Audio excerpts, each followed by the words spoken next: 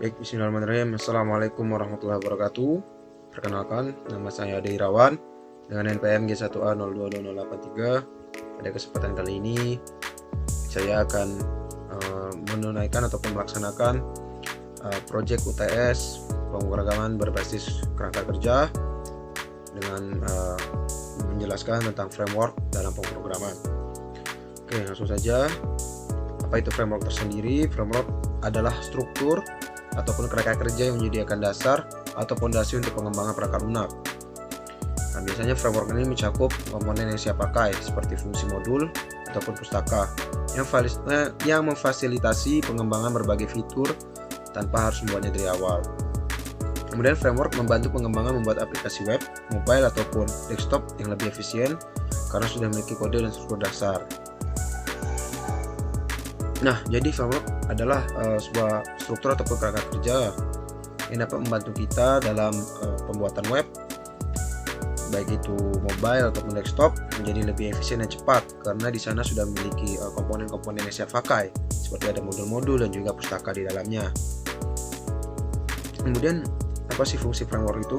Nah, fungsi framework tersendiri adalah yang pertama, membuat kode program menjadi terstruktur, kemudian meningkatkan keamanan, kemudian mempercepat pembuatan website dan pemeliharaan dan perawatan website yang lebih mudah. Nah, dengan adanya framework ini, kode program yang kita buat untuk website kita menjadi lebih terstruktur mulai dari awal hingga akhir, kemudian keamanan. Nah, dengan framework juga website kita menjadi lebih aman dan lebih mudah untuk kita pantau. Kemudian ya, mempercepat pembuatan website.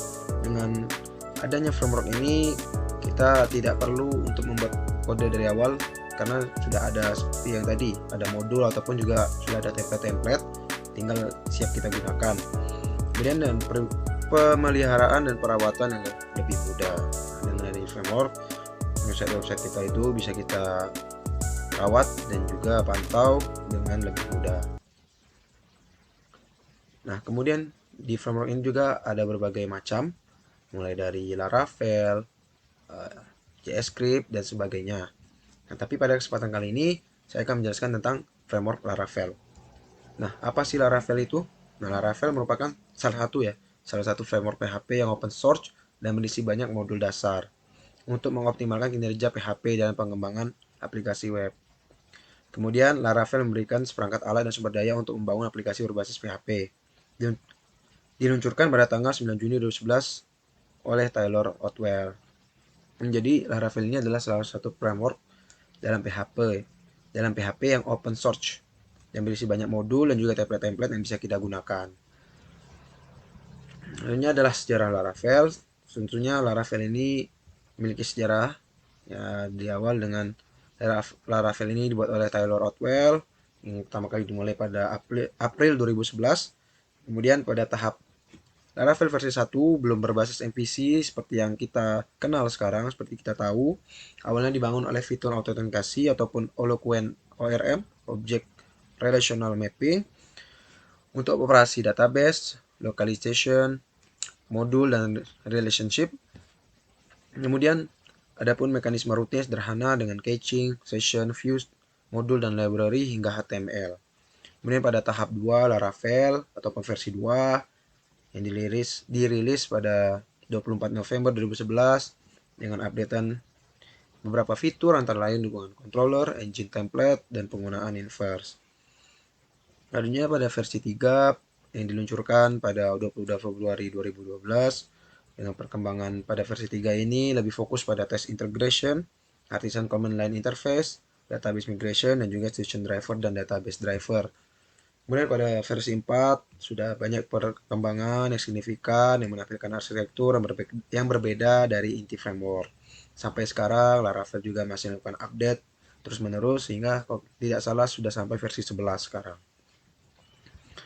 Kemudian apa sih kelebihan Laravel dari framework lainnya? Yang pertama, mempercepat waktu perkembangan aplikasi. Yang kedua, mempermudah pengolahan resource karena menggunakan namespace dan interface. Yang ketiga, performa aplikasi yang lebih baik. Yang keempat, aplikasi yang dibangun dengan Laravel lebih aman secara bawaan. Kelima, lebih sedikit kode. Yang keenam, dukungan komunitas yang luas. Nah, ini beberapa kelebihan Laravel. Dan juga di Laravel ini sudah banyak template-template yang dapat digunakan, bootstrap, dan lain sebagainya yang dapat mempermudah kita dalam membuat website, baik di website aplikasi ataupun mobile. Nah, kemudian apa sih ada fitur-fitur dalam Laravel? Nah, yang pertama ada blade templating, yaitu sistem template sederhana namun powerful. Kemudian ada eloquent ORM, mengelola database dengan mudah menggunakan object relational mapping. Kemudian ada routing, mengatur rute URL dengan sederhana. Kemudian ada middleware, untuk memproses permintaan HTTP secara modular. Dan yang terakhir ada migration dan seeding, alat untuk mengelola dan memanipulasi skema database dalam Laravel. Kemudian ada struktur direktori Laravel. Nah, yang pertama ada app yang berisi model, controller, dan logika aplikasi. Kemudian ada config, pengaturan aplikasi, ada routes, mengelola rute aplikasi, dan juga ada database, file migrasi dan seeding ke database. Yang terakhir ada resource untuk templating view dan resource lainnya. Nah, itu dari apa itu si Laravel, mulai dari sejarah, kelebihan, strukturnya, dan juga fungsi-fungsi dari Laravel itu sendiri.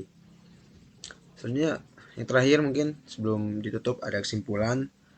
Nah, Laravel itu adalah salah satu framework yang menawarkan kemudahan dan skalabilitas dan keamanan yang solid dalam pengembangan aplikasi web berbasis PHP. Kemudian Laravel akan memberikan efisiensi dalam web development, khususnya pada pembuatan aplikasi web ataupun website. Terakhir, cocok untuk pengembangan dari pemula hingga profesional. Nah, itu tentang Laravel, yang dimana Laravel adalah salah satu framework berbasis PHP yang dapat digunakan dengan mudah, efisien, dan juga dengan keamanan yang solid karena sudah banyak template-template yang dapat kita gunakan untuk membangun website kita. Cocok digunakan untuk para pemula hingga para profesional, sudah banyak menggunakan Laravel dalam membangun websitenya. Nah, ya mungkin itu saja yang dapat saya sampaikan. Apabila terdapat kesalahan dalam penyampaian, saya mohon maaf. Saya akhiri. Wassalamualaikum warahmatullahi wabarakatuh.